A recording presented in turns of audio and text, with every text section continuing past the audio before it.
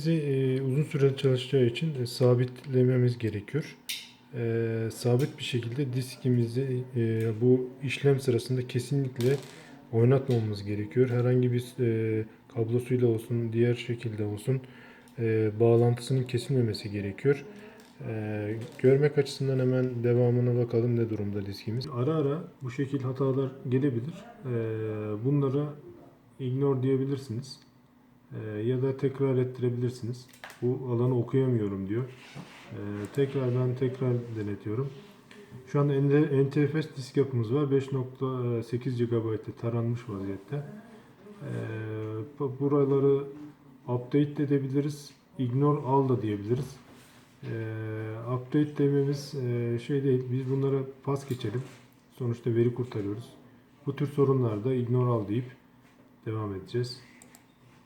Ignore al diyorum. Devam ediyoruz. Disk okumaya, taramaya devam ediyor. Tekrar hatırlatayım.